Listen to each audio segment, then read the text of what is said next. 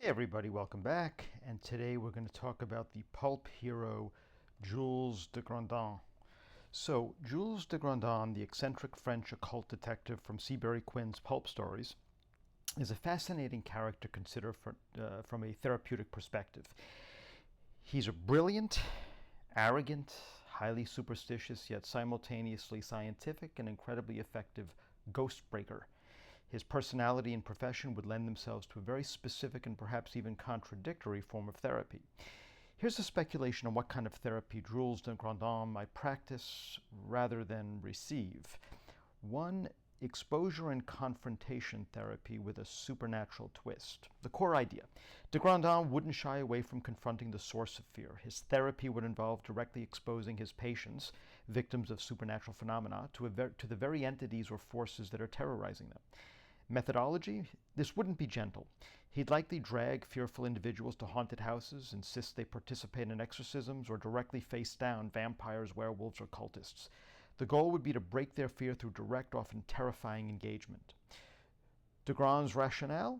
He would believe that true understanding and mastery over fear comes from confronting it head on.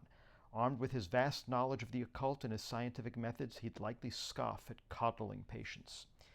Two, practical problem solving and occult intervention. Core idea, De Grandin is a man of action. His therapy wouldn't be about introspection or emotional processing, but about solving the problem. If a person is afflicted by a curse, his therapy would be to break the curse. If they're haunted, he'd banish the ghost. Methodology? This would involve a blend of his scientific expertise, forensics, toxicology, engineering, and his occult knowledge, rituals, ancient lore, protective charms. He'd use whatever means necessary, be it a shotgun loaded with silver bullets, a sacred ritual, or a cleverly devised scientific trap, to eliminate the threat. De Grandin's rationale? From his perspective, the patient's distress is caused by an external definable evil. The cure is to eliminate that evil, not to delve into the patient's psyche. Three, tough love and authoritative guidance. Core idea, De Grandin has supreme confidence in his own abilities and knowledge and little patience for those who don't grasp things as quickly as he does. His therapeutic style would be highly directive and often condescending. Methodology, he would issue commands, expecting unquestioning obedience and likely berate anyone who expresses doubt or fear. He'd see himself as the absolute authority in such matters.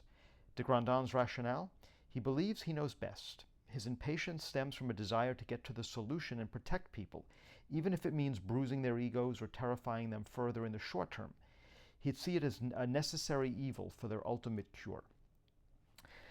Psychoeducation of a very specific kind. Core idea, while not traditional psychoeducation, de Grandin would educate his patients on the nature of the supernatural threat they face.